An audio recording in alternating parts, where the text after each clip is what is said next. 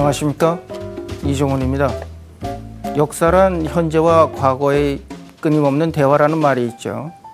이 말은 역사를 바라보는 시각, 역사에 대한 생각, 이러한 것이 시대 상황에 따라 부단히 변화한다는 뜻이 되겠습니다. 오늘은 격동의 러시아 근현대사를 장중하고 긴 영화 한 편을 통하여 살펴보고자 합니다. 러시아의 과거 역사와 만나는 오늘의 대화, 그 주제부터 살펴볼까요?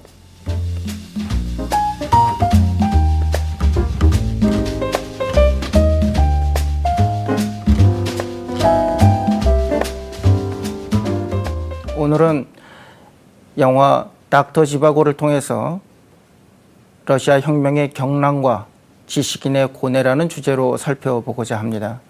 이 영화는 러시아의 작가 보리스 파스테르나크의 소설을 영화한 것이죠. 여러분들도 이 영화 하면은 무엇보다도 러시아의 눈 덮인 평원에 아련히 피어오르는 주제가 Somewhere My Love를 아마 생각하실 것 같아요.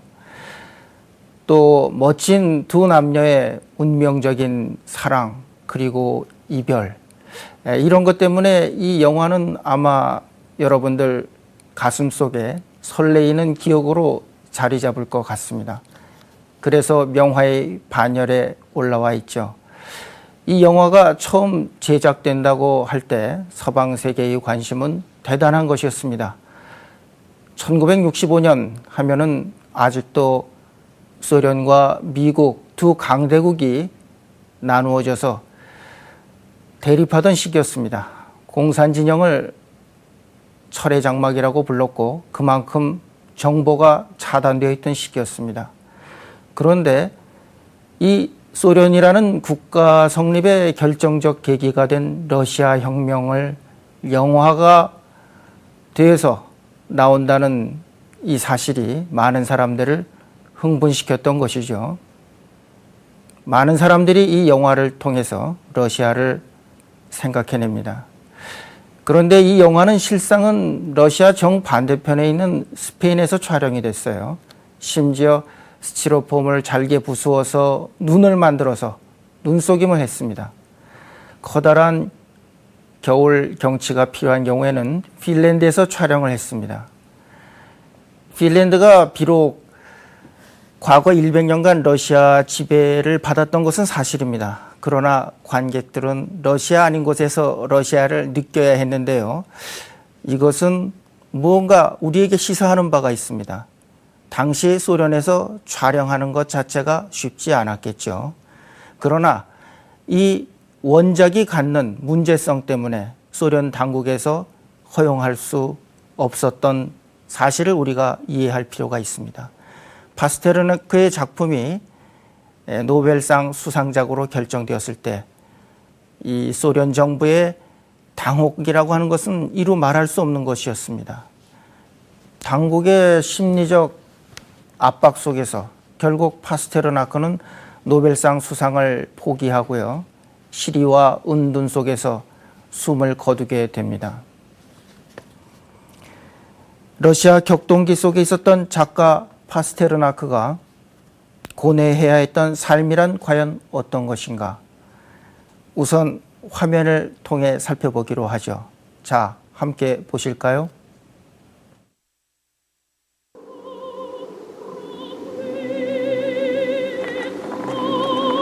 우랄 산맥이 펼쳐진 작은 마을에 살던 소년 유리 지바고는 어린 나이에 어머니를 잃는다.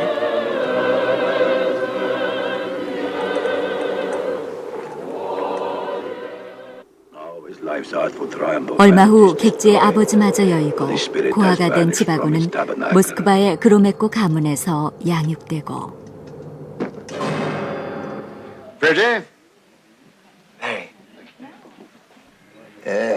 좋은 집안에서 예민한 감수성과 풍부한 창의력을 갖춘 청년으로 자란 그는 시를 쓰는 시인이자 의사로 성장한다.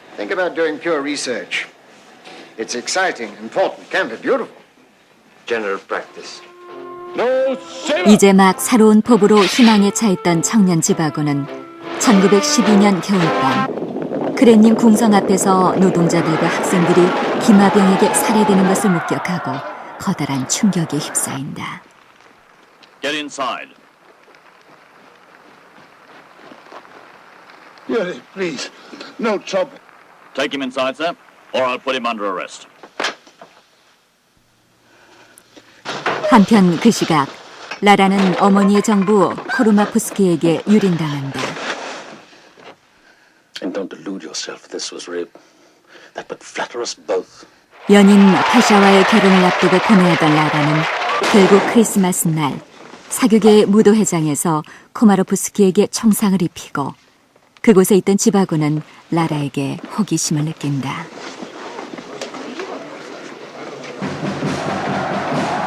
그리고 얼마 후 토냐와 결혼한 지바고는 평온한 가정을 꾸리지만 1차 대전의 발발로 군의관으로 참전한다. 그리고 그곳에서 남편 파샤의 소식을 쫓아 종군 간호사로 지원한 라라와 운명적으로 다시 만나게 된다. Yes. Then help me.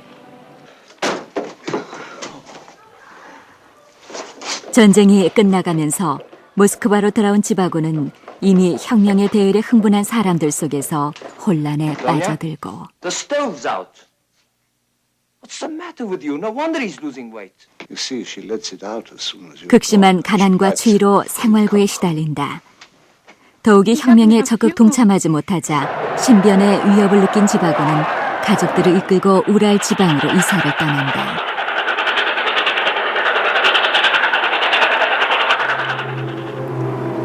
우여곡절 끝에 바리키누에서 새로운 생활을 시작한 지바고는 궁핍하지만 평온한 생활 속에서 다시 안정을 찾게 되고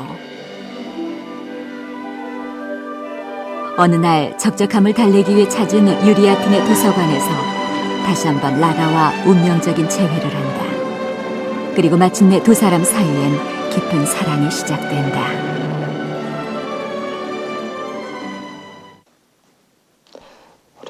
그러나 라라의 집을 오가는 시간이 잦아질수록 아내에 대한 죄책감 때문에 갈등하던 지바고는 결국 라라를 떠나기로 결심하고 I'm not coming back. I understand. But never, Lara. You understand? 집으로 돌아가던 도중 군의관을 구하던 혁명군 유격대에 붙잡혀 포로 생활을 시작하게 된다. Comrade Doctor, I need a medical officer. Sorry, I have a wife and child in Varikino. Comrade Medical Officer, we are red partisans. And we shoot deserters. 파르티잔의 패주로 기적적으로 살아남은 지바고는 2년간의 포로 생활 끝에 탈출하고 눈보라를 헤치며 천신만고 끝에 라라의 집으로 돌아온다.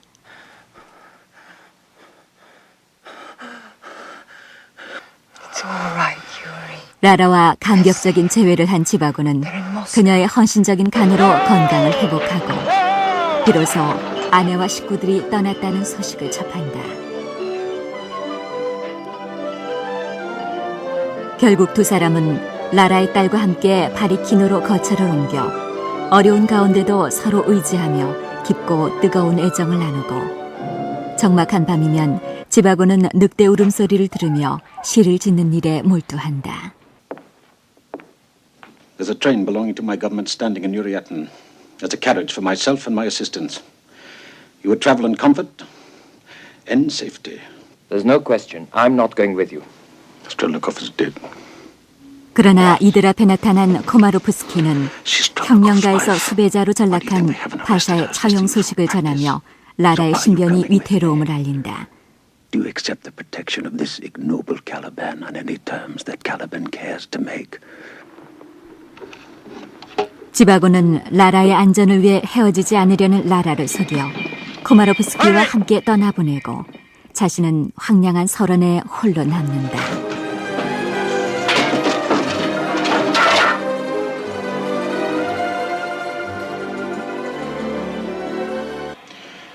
Well, I'm afraid that's it, my dear. Your young man's not coming. You fool. Did you really think he would come with you? To be sure, it was your duty as a mother. That's right, Victor. I'm carrying Yuri's child.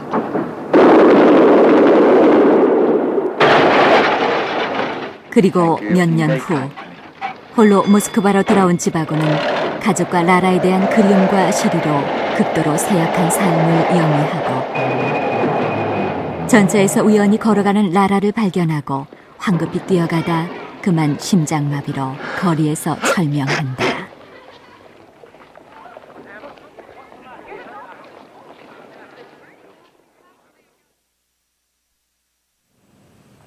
네, 파스테르나크는 작품의 집필 동기를 격동기를 살았던 동시대의 사람들에게 진 빚을 갚고 싶다 이렇게 말했죠.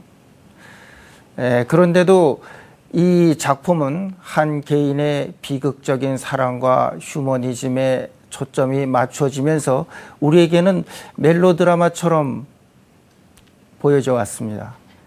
그러나 이 지바고의 삶의 궤적을 보다 잘 이해하기 위해서는 러시아 역사와 혁명의 배경 속에서 우리가 좀 살펴볼 필요가 있지 않을까 이런 생각을 하게 되는데요. 영화 원작에는 주로 1903년부터 29년까지의 이야기가 나오죠. 이것은 지바고가 10살 소년에서 30대 중반의 나이로 숨을 거두는 한 개인의 삶이기도 합니다마는 러시아 역사 전체를 놓고 볼 때는 중요한 사건들이 이어지는 격동의 시기입니다.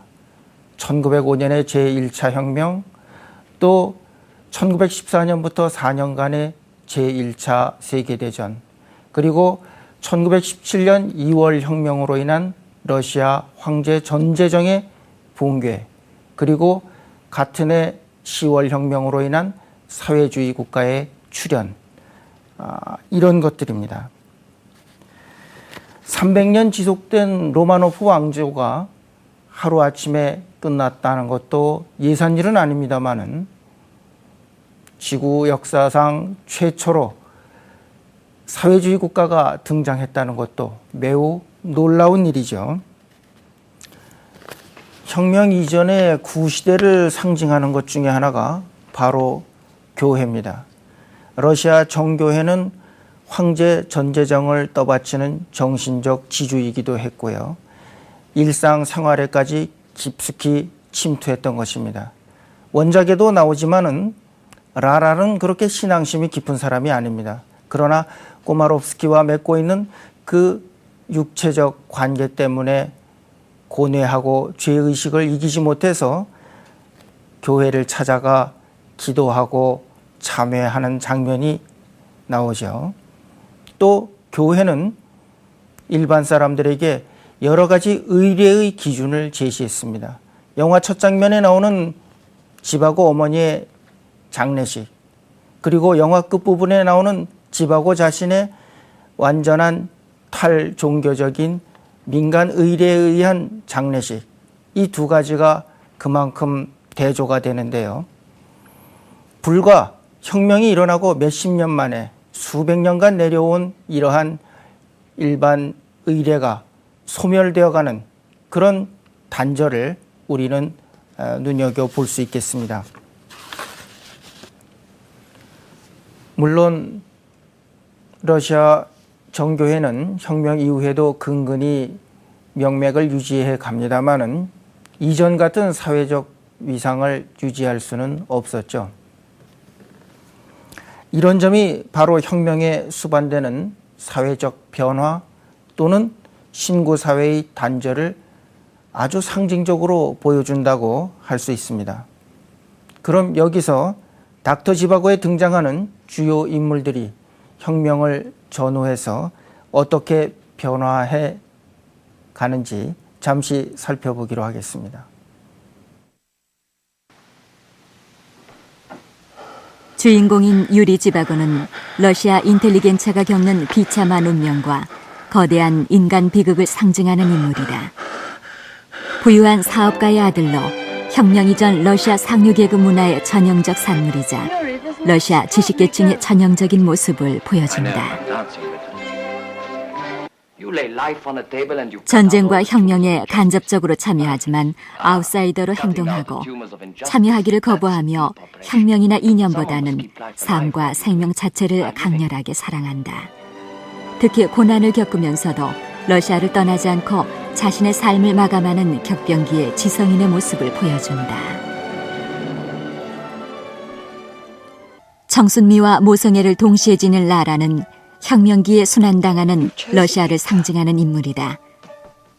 탐욕스러운 유산계급의 대표자인 코마로프스키에게 유린당하고 혁명가인 파샤의 사랑을 받지만 궁극적으로는 남편에게조차도 버림받고 상처받는다.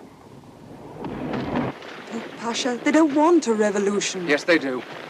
They don't know it yet, but that's what they want. 지바고에게서 평온과 행복을 얻게 되는 동시에 그에게 정신의 독립과 예술의 영감을 주는 여인인 라라는 혁명기의 유산계급에 유린당하고 혁명가와 지식인의 사랑을 받는 러시아와도 같다.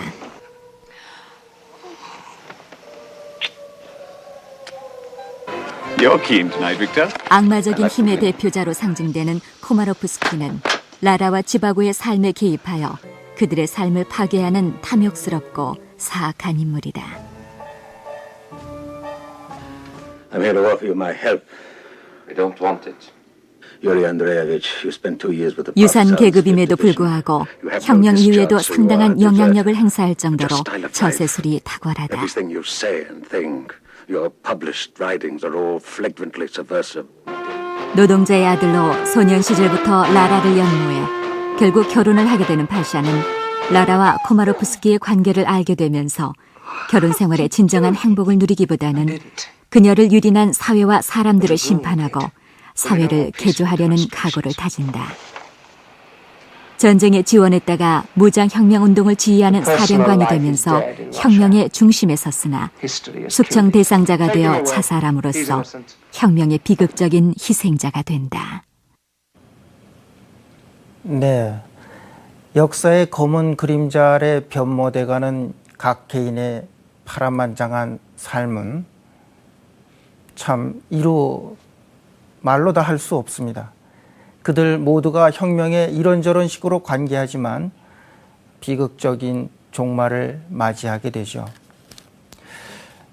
그런데 이 혁명이라고 하는 것은 앞서서 단절을 얘기했습니다마는 또 이전 사회하고의 그 지속성, 연결성도 보여주는 것이 사실입니다.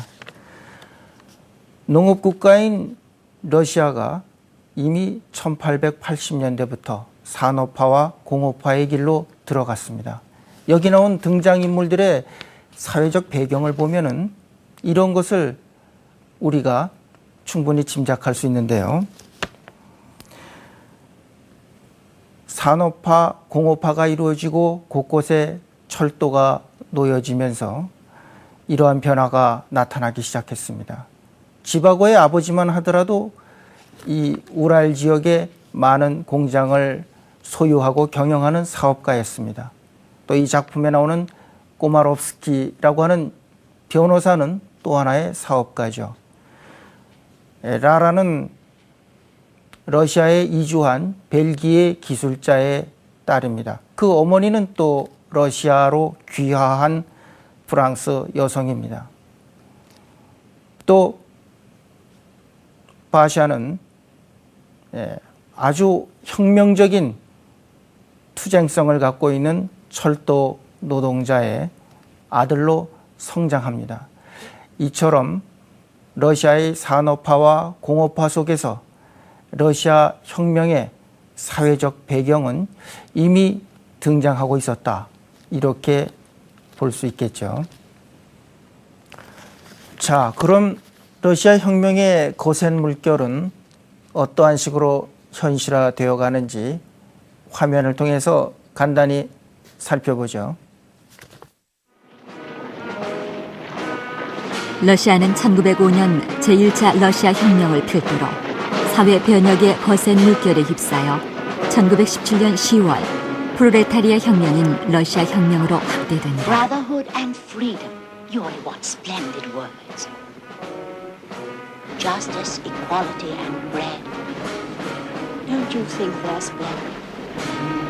1900년대부터 극심한 경제 공황에 시달려온 러시아는 러일 전쟁의 패배를 계기로 노동자들의 불만이 폭발한다. 1905년 14만 명의 노동자들은 최저임금제를 요구하며 왕궁을 향해 평화적 시위를 하지만 군인들의 발포로 수백 명이 죽고 수천 명이 부상당한다. 결국 이 사건을 계기로 제1차 혁명이 시작된다. 그리고 1914년 러시아의 제1차 세계대전 참전으로 경제가 더욱 위태로워지자 레닌을 주축으로 한 볼셰비키는 농민을 대표하는 군부를 통해 대중봉기를 이끌어낸다. 하지만 1917년에 접어들면서 식량난은 더욱 가중되고 시민들은 추위 속에서 식량 배급을 받기 위해 장사진을 이룬다. 그러나 식량이 더 이상 없다는 말에 시민들은 빵을 요구하고 다시 2월 혁명이 점화된다.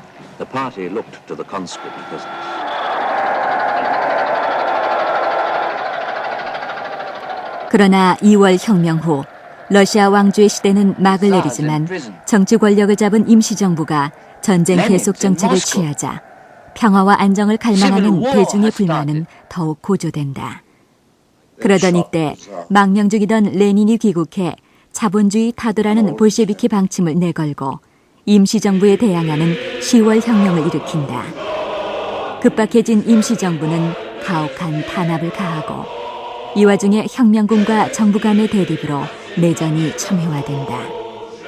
그리고 이윽고 혁명군이 무혈로 주요 수도를 점령하자 도시 전체는 볼셰비키의 지배하에 들어가게 된다. 네, 방금 보았듯이 러시아 혁명은 1차 대전을 도화선으로 해서 발발하였고 곧 치열한 내전으로 발전하게 됩니다. 1차 대전은 러시아 혁명의 화두인 빵, 평화, 토지 이것을 제공하였고 이 전쟁이 러시아 역사상 가장 준비되지 않은 전쟁임을 통해서 엄청난 충격을 주었던 것이죠. 1,500만 병사가 동원되었는데요. 3분의 1인 500만이 전쟁 중에 전사하거나 부상을 당하였습니다. 또 200만 병사가 탈영하게 되죠. 왜 탈영했을까요? 농사 짓던 사람들이기 때문이죠. 빨리 농촌으로 돌아가서 정부로부터 농지를 분배받거나 또는 지주의 토지를 빼앗으려고 했던 것이죠. 또 전쟁 동안 충분한 군량을 공급하느라고 식량 위기가 보다 심화되었던 것이죠. 러시아의 민중은 즉각적인 전쟁 중지를 원했던 것입니다. 그러나 2월 혁명 이후에도 임시정부는 전쟁을 계속 이끌어갔기 때문에 레닌과 볼셰비키가 전쟁 중지, 평화의 화두를 크게 내세우면서 혁명에 성공했던 것이죠. 그러나 이번에는 연합국이 개입하게 되었죠. 그래서 사회주의 건설을 위한 숨쉴 틈, 평화는 무산돼 버리고 말았던 것이죠. 연합국은 처음에는 군사적 개입을 하였지만은 혹독한 기후 조건 속에서 차츰 구 황제 정부에 충성하는 장군들과 군대를 지원하게 되죠. 이들을 백군이라고 합니다. 또 이에 맞서 싸우는 공산주의자들과 그 동맹 세력을 붉은 군대 또는 붉을적자를 써서 적군이라 그러죠. 이 백군과 적군의 치열한 2년간의 싸움이 바로 내전이라고 할 수 있죠. 예, 영화에서 보셨던 것처럼 바샤는 적군 사령관이 되어서 시베리아 철도로 중무장한 무장 열차로 빠르게 이동하면서 백군 세력을 분쇄하고 그들을 도왔던 지역을 초토화시키게 되죠. 또 지바고는 적군 유격대에 납치되어서 군의관으로 강제 복무하게 되죠. 이 내전에 이르는 기간 동안 2천만 명이 사망하게 됩니다. 전사하거나 아사하거나 이런 사람들이죠. 또 100만이 해외로 이주하게 되죠. 영화에도 나왔습니다마는 지바고의 가족은 지바고를 제외하고 모두 해외로 이주하게 됩니다. 이 기간에 러시아 사람들이 겪었던 그 심대한 내면적 고통이라고 하는 것은 이러한 외형적 숫자로 다 표시될 수 없는 것이죠. 그래서 작가 파스테르나크는 이러한 격동기 속에서 어떻게 하면 인간이 자신의 정체성과 존엄성과 품위를 유지할 수 있는가, 이런 화두를 던지고 있는 것이죠. 하지만 닥터 지바고 원작은 혁명을 정면으로 다루고 있지는 않습니다. 바로 이런 이유에서 소련 당국과 문단의 불만이 컸던 것이죠. 주인공 닥터 지바고는 상당히 개인주의적인 인물로 그려지고 있다고 보았던 것이죠. 지바고는 혁명에 적극적으로 참여하지 않고 아웃사이더로 따라가는 경우에 해당된다고 볼 수 있겠죠. 그에게 정작 중요한 것은 인간의 내면 세계의 존엄성을 지키는 것이죠. 그래서 공산주의자들이 어떻게 살아야 할 것인가, 어떻게 행동해야 될 것인가, 이런 것을 이야기할 때 그는 소외감을 느끼고 그 소외감은 반감으로 변화해 나타나는 것이죠. 그에게서 더 중요한 것은 예술혼, 신비한 생명의 힘, 이런 것입니다. 지바고라는 이름 자체가 이런 것을 상징하고 있죠. 또 이 작품이 원래 시를 토대로 해서 쓰여진 시 소설에 해당하기 때문에 작품 행간에는 고도의 여러 가지 상징성이 배어 있습니다. 이 심오한 의미를 여러분들이 살펴본다면 더욱 흥미롭게 작품을 감상할 수 있으리라고 생각되는데요. 작가는 혁명의 경랑을 뚫고 이 시인이자 의사인 지바고의 예술혼이 그의 육신적 종말과 파멸에도 불구하고 어떻게 부활하고 영속하는가 하는 메시지를 우리에게 던져주고 있는 것이죠. 네, 역사의식이 부족했던 작가로 매도되었던 파스테르나크, 은둔과 침묵 속에서 시리에 빠져 살다가 숨을 거둔 뒤 거의 30년 만인 1987년에 복권되어서 새로이 조명받고 있다고 알려지고 있습니다. 여러분도 이 시간을 통해서 닥터 지바고에 대한 새로운 성찰을 하셨으리라 믿고 싶군요. 안녕히 계세요.